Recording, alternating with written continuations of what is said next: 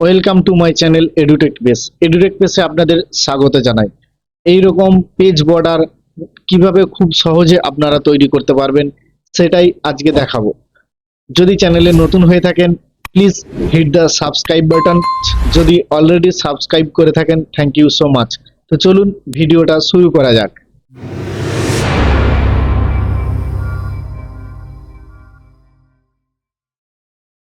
প্রথমে আমাদের Microsoft office word open করে নিতে হবে। এরপর মেনু বারে পেজ লেআউটে গিয়ে পেজ সাইজটাকে চুজ করে নিতে হবে। পেজ সাইজটা আপনাদের মনের মতন আপনারা চুজ করে রাখবেন, যেটা আপনাদের সাইজ অনুযায়ী। আমি A4 পেজটাকে চুজ করে নিচ্ছি। এরপরে এইখান থেকে একটা ডুপ্লিকেট পেজ করে নিচ্ছি, পেজ ব্রেক করে নিচ্ছি, আর একটা পেজ ব্রেক করে নিচ্ছি। টোটাল আমরা 3টে পেজ তৈরি করলাম। ইনসার্ট মেনুতে যাব। ইনসার্ট মেনুতে যাওয়ার পর এখানে সিম্বল বলে যে অপশনটা দেখতে পাচ্ছি, এই সিম্বলের ছোট্ট অ্যারোটায় ক্লিক করে মোর সিম্বল অপশনটায় ক্লিক করব। এইখান থেকে আমাদের ফন্টটাকে চুজ করে নিতে হবে। এখানে বহু রকমের ফন্ট আছে, এইখান থেকে আমাদের ফন্টটাকে চুজ করে নিতে হবে।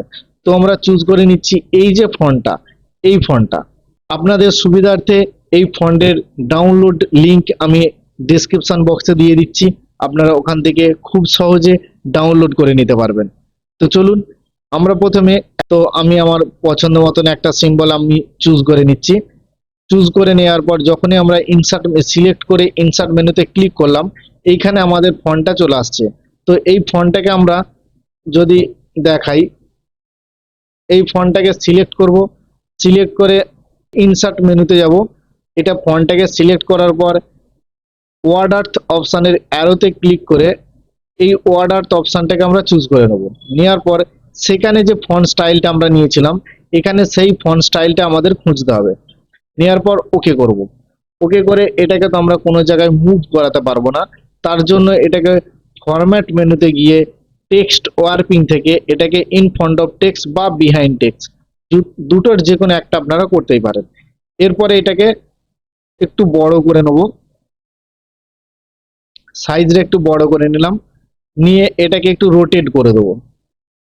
রোটেট করে এই কোণে এটাকে অ্যাডজাস্ট করে দেবো।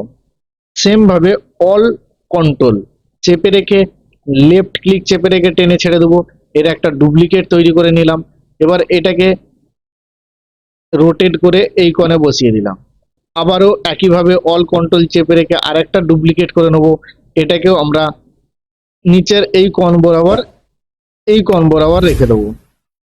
আবারও এটাকে ডুপ্লিকেট করে নেবো একটা। আবারও এটাকে অল কন্ট্রোল চেপে রেখে ডুপ্লিকেট করে নেবো। করে নিয়ে এটাকেও রোটেট করে দেবো। দিয়ে এটাকে এই কোণ বরাবর অ্যাডজাস্ট করে নেব। শেপসে যাব। এই যে স্ট্রেট লাইনটা নেব, এই স্ট্রেট লাইনটা নিয়ে কন্ট্রোল চেপে রেখে সোজা লাইনটা টেনে দেবো। দেওয়ার পর ফরম্যাট মেনুতে গিয়ে শেপ আউটলাইনটাকে একটু লেন্থটাকে বাড়িয়ে দেবো। আপনারা 3pt রাখতে পারেন। অ্যাডজাস্ট করে নেব। এটাকে সিলেক্ট করব, এইখান থেকে এর একটা পছন্দ মতন কালার দিয়ে দেবো। আউটলাইন কালারটাকেও সেম করে দেবো। এটাকেও তাই, এই আউটলাইন কালারটাকেও এইখান থেকে আমরা কালার করে দেবো। দেওয়ার পর এই লাইনটার আর একটা ডুপ্লিকেট বানাবো।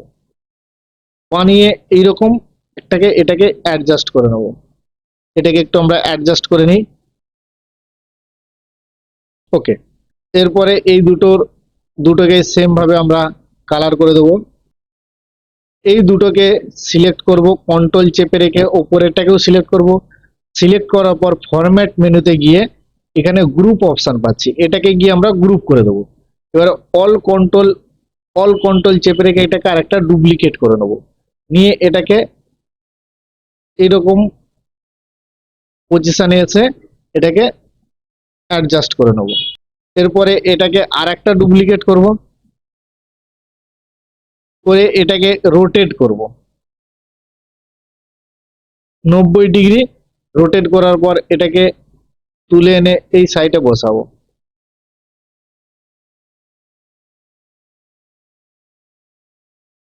অল কন্ট্রোল চেপে রেখে কপি করে নেব। দেখুন খুব সুন্দর একটা ডিজাইন আমরা তৈরি করে ফেললাম। Page border. এরপরে আমরা আপনাদের পছন্দ মতন আমরা লেখা এর ভেতরে লিখতে পারেন। খুব সুন্দর একটা আমরা পেজ বর্ডার তৈরি করে ফেললাম। তো তারপরে আর একটা ডিজাইন আমরা বানাবো। ইনসার্ট মেনু থেকে সিম্বল অপশানে যাব, মোর সিম্বল অপশানে যাব।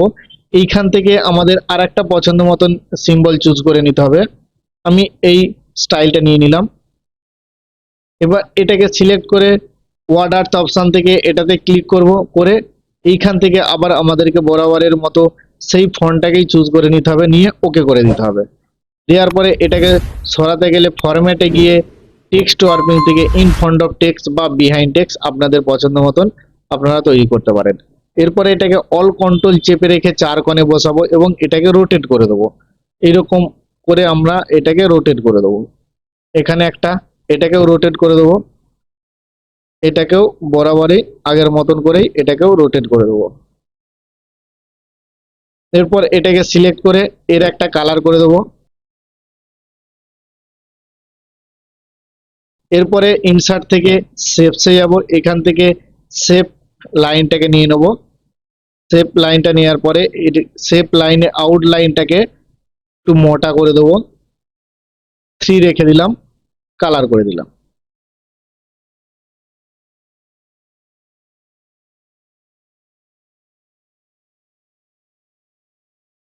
অল কন্ট্রোল চেপে রেখে এটাকে আমরা গ্রুপ করে দেবো, দিয়ে এটাকে ডুপ্লিকেট করে নেবো একটা।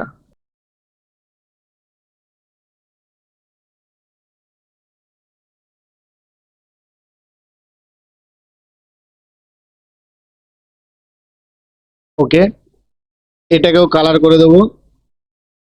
এখান থেকে আউটলাইন লেন্থটাকে আমরা মোটা করে দেবো। এখান থেকে অল কন্ট্রোল চেপে রেখে এর একটা ডুপ্লিকেট করে নেব।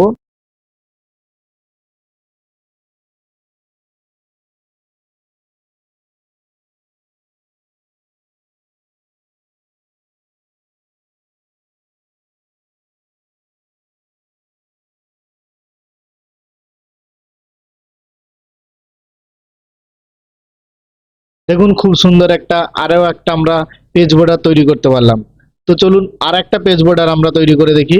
সেম একইভাবে আমরা ইনসার্ট মেনুতে যাব, এখান থেকে সিম্বলে যাব, মোর সিম্বলে যাব, এইখান থেকে আর একটা আমরা পেজ বর্ডার চুজ করে নিচ্ছি।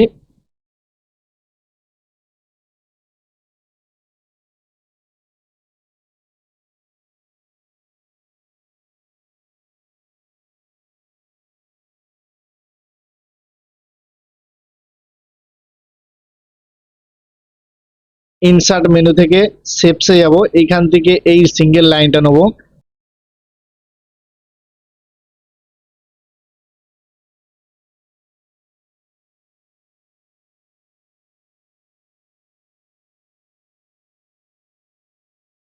দেখুন তিনটে আমরা খুব সুন্দর একটা ডিজাইন বানাতে পারলাম।